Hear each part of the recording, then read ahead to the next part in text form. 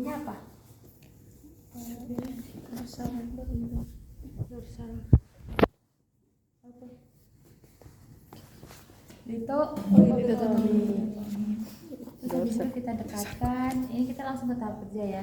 Kalau pakai sarung tangan bersih atau misalnya mau dibuka-buka dulu aja, nanti kalau pakai sarung tangan bersihnya nanti juga nggak apa. Nah dibuka. Nah ini kan udah kebuka, jadi kalian enak tinggal naruh betadine aja, jadi nggak usah nyentuh kayak gitu. Nah kalau udah, terus kita lakukan apa? Hygiene.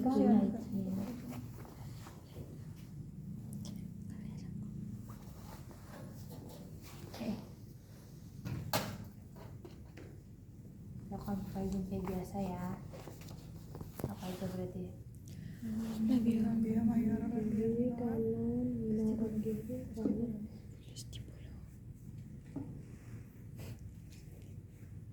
udah.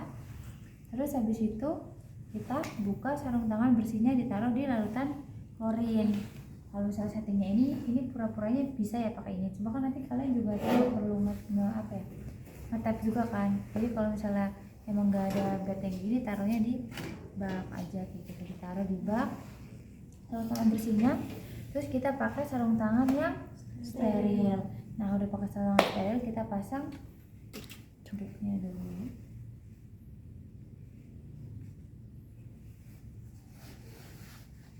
Nah diusahakan karena tangan kalian steril, jadi tangan kalian tuh nggak menyentuh hal-hal yang lain. Udah, kalau udah dipasang di sterilnya, kita lakukan pemeriksaan dalam. Satu tangannya di sini untuk menekan perut supaya nggak terlalu sakit. Kita masuk dengan jari yang tengah dulu. Kita masuki. Permisi ya ibu, tarik nafas, kakak makan. Saya akan melakukan pemeriksaan dalam. Terus habis itu tangan saya masuk, terus diraba. Ibu nyeri tidak ya bu? Oh tidak ada tidak ada nyeri tekan. Terus habis itu ibu merasa hal-hal yang kayak apa ya bahasanya, kayak merasa nggak nyaman nggak bu? Nggak ada. Terus habis itu diraba-raba lagi, oh tidak ada benjolan juga kayak gitu. Terus kayak itu kayak oh semuanya aman, nggak ada hal-hal yang menghalangi jalan lah bahasanya kayak gitu. Kalau udah oke, berarti dikira-kira karena semuanya normal, sampaikan oh ibu sudah melakukan pemeriksaan dalam dan hasilnya normal ya ibu, kita bisa melakukan tahap selanjutnya untuk pemasangan IUD-nya gitu. Karena ini udah kotor, ya udah kita buka aja si sarung tangan sterilnya, kita taruh di larutan klorin. Nah terus kita lihat ada nggak sih hal-hal yang akan kita pakai tapi tertutupi, karena mungkin tangan kita tuh masih bisa kemana-mana untuk megang-megang yang kotor-kotor kayak gitu. Dan dilihat kan ini ada ada bengkoknya kan ke ini kan, ketutup. Jadi ya udah, jadi kayak fleksibel aja sebenarnya. Mau tahapannya gimana silahkan disesuaikan dan kenyamanan teman-teman. Cuma tadi prinsip steril dan bersihnya jangan sampai dilanggar kayak gitu. Itu kan udah didekatkan kan, udah gampang nih. Terus habis itu lampu, tadi kan lupa nggak nyalain lampu di awal, jadi udah dinyalainnya di akhir aja, nggak apa-apa. Kalau di awal tuh nggak apa-apa berarti nggak apa-apa. Mau tuh pemeriksaan dalam itu. Cuma kan memang kita makanya juga pas setelah ini kan, tadi pemeriksaan dalam kan nggak terlalu makan.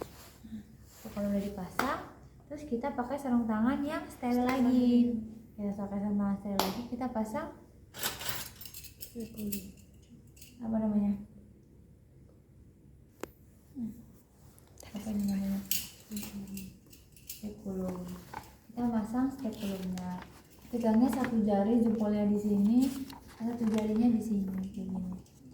Terus mirip. Permisi ya ibu, saya akan memasukkan alat, ibu bisa tarik nafas. Masukkan, permisi. Kalau udah masuk, terus kita putar. Terus habis itu udah putar kan, jempolnya itu menekan. Terus habis itu si jari yang ininya tuh mengunci. Nah kalau udah ini kan udah kayak kencang gitu kan, baru disesuaikan. Karena di Phantom kan nggak seelastis itu kan, jadi dilihat ini kan kelihatan banget kan dari sini. Kelihatan nggak? Mau coba lihat? Kelihatan? Nah kayak gitu kan.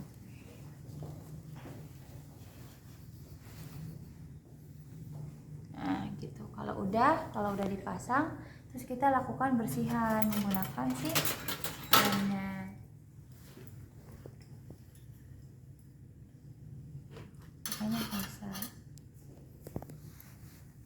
permisi ya ibu, saya akan melakukan bersihan di area vagina ibu sampai kepada perineumnya.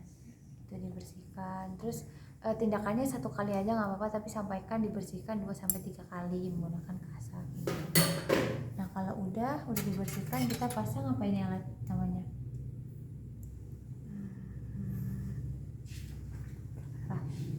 Tenakulum. Kita pasang tenakulumnya.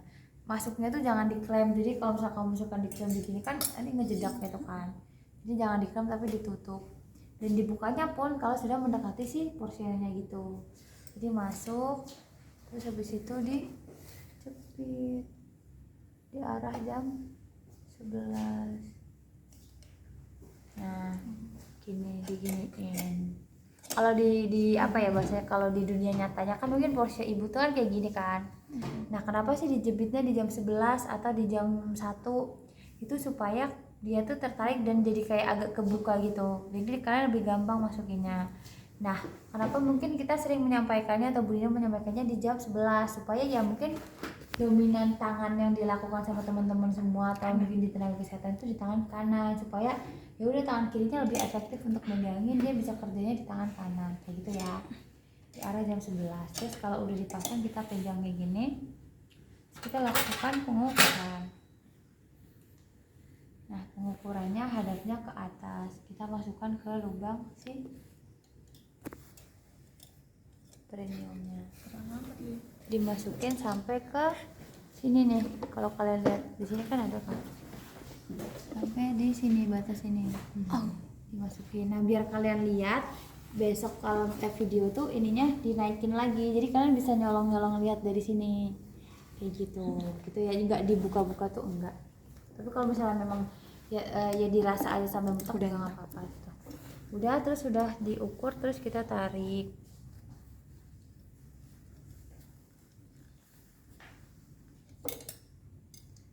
Terus dilihat kira-kira lendirnya itu di nomor berapa gitu, misalnya 12, 11 atau 10 gitu. Nah yang perlu diingat adalah pada saat gitu. Kok aku bisa nguap gini ya, pusing apa? Infeksinya enggak. Kalau misalnya hal yang perlu diingat adalah kalian pada saat melakukan pengukuran itu jangan menyentuh bagian kanan kiri, jadi diusahakan kayak langsung lurus masuk ke sini loh, ke si porsionya gini. Itu kenapa hal itu dilakukan, supaya kita kan menentukannya di lendirnya kan, sedangkan kalau misalnya kita pas keluar terus nyenggol kanan kiri kan takut kayak lendirnya tuh melebar ya, jadi nggak efektif panjangnya kayak gitu. Makanya teknik notasi teknik gitu, jadi jangan sampai menyenggol kanan kirinya. Udah nih, udah diukur tadi, misalnya pura-puranya adalah 11 gitu. Kalau udah ya masukin, taruh di sini. Nah, terus kita tinggal setting. Nah enaknya disiapin di awal ya udah, kalian tinggal gini doang. Tapi kalau misalnya mau disiapin yang dipisah-pisah ya udah nggak apa-apa, disetting, dimasukin ininya juga dimasukin gini. Diukur tadi sesuai lendirnya itu. Ya betul. Terus habis itu disejajarkan antara bentuk apa sih hadapnya sama sih apa namanya angka-angkanya, terus sama ininya sejajarkan. Terus ininya hadapnya ke kanan kayak gini ya. Terus 1 jempolnya masuk, 2 jarinya di sini. Terus habis itu baru kita pakai yang ini. Permisi ya ibu, saya akan masukkan IUD ibu. Dimasukkannya itu jangan didorong, jangan ini ngedorong ini narik, tapi kayak semuanya yang penting dia masuk dulu aja gitu.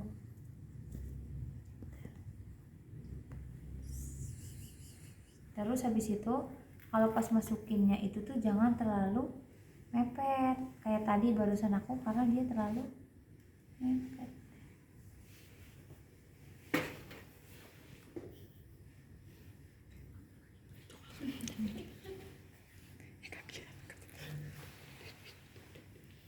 Gini, ini kan di sini nih ada kayak bulat-bulatan di sini. Kalian jangan terlalu dekat, ya udahlah seginilah jaraknya 5 sampai 6 sentian gitu. Nah, udah tadi terus habis itu kalau udah dipegang, kita masukin tadi. Permisi ya ibu, dimasukin dulu aja. Nah habis itu kalau udah masuk, si jempol ini tuh menahan bukan mendorong ya, menahan supaya si tabung inverter dan si IUD-nya itu tuh nggak turun-turun. Jadi ditahan seperti ini, bukan didorong tapi ditahan. Nah, 2 jarinya dia yang menarik si tabungnya untuk keluar. Gitu, terus habis itu ditarik. Nah, kalau kondisinya umumnya atau nyatanya dia itu tuh akan di sini. Nah, gini. Jadi di sini sel telur, terus di sini sperma kan nggak bisa ketemu. Atau misal di sini ada sperma ini ada tembaga-tembaganya yang akan meluluhkan atau membuat si spermanya itu jadi nggak kuat kayak gitu. Nah, tadi kenapa punya aku itu dia di bawah? Karena biasanya tuh alat IUD-nya tuh udah dipakai sering gitu loh, jadi dia apa ya?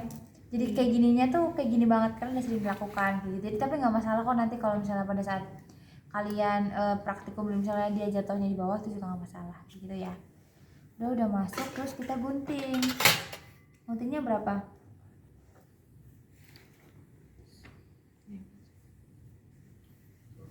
3 sampai 4. Digunting 3 sampai 4 cm.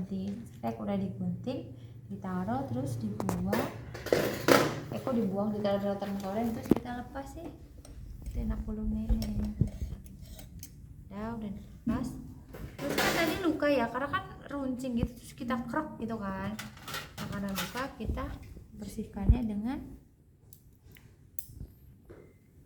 apa?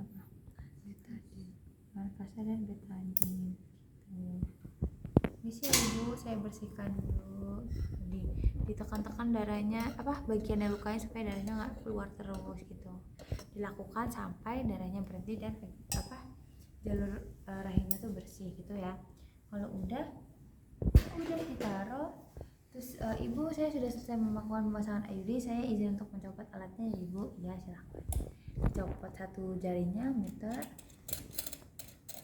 Jempolnya tetap menahan ya di awal, habis itu kita naikkan bareng-bareng sama jari. Nah, kalau udah baru kita putar, tarik.